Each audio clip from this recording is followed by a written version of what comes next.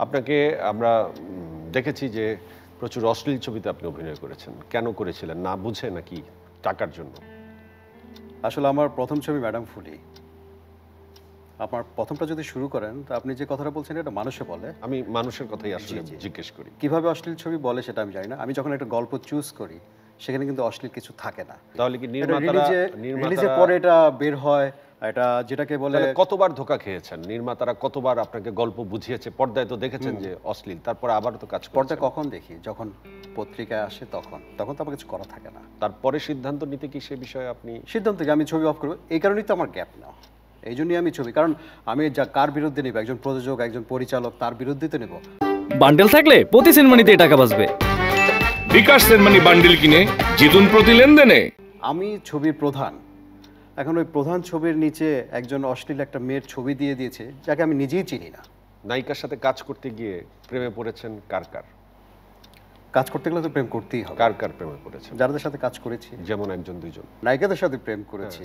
না তো এখন সব মানে একজনের সাথে প্রেম করেছি, আরেকজন বলবো তার সাথে আমি করিনি, হয়তো ফেক করেছি, এটা না বললে ভালো। মানে আপনি তাহলে সব নায়িকার সাথেই প্রেম করেছেন যারা আপনার বিপরীতে কাজ করেছে? হ্যাঁ, কাজের জন্য প্রেম। এটা আবার কি ধরনের, যেটা সাধারণ মানুষ বুঝে না? কাজটা ভালো হওয়ার জন্য যে দরকার যত এটা একটা স্বার্থ সংশ্লিষ্ট প্রেম। এই প্রেমটাই কি সবাই করে সিনেমাতে? সবাই করে কিনা জানি না।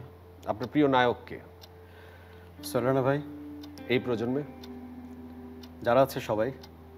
এত ডিপ্লোম্যাটিক অ্যান্সার কেন দিচ্ছেন?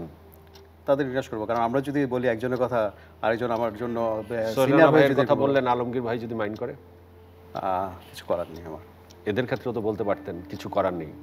না, কেন? তাদের এখন অনেক কিছু করার, তাদের এখন সময়, তারা কাজ করুক। প্রিয় নায়িকা? শাবানা ম্যাডাম।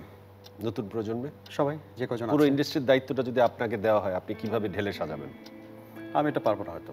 কিন্তু আপনি তো গুরুত্বপূর্ণ একটি পদেই দাঁড়াবেন এবং সেখানে আপনি অবশ্যই শিল্পীদের স্বার্থে কাজ করবেন আপনার জায়গা থেকে, নাকি কাজই করবেন না? আমি যদি কোনো পদে নাও থাকি, আমি শিল্পীদের জন্য কাজ করব।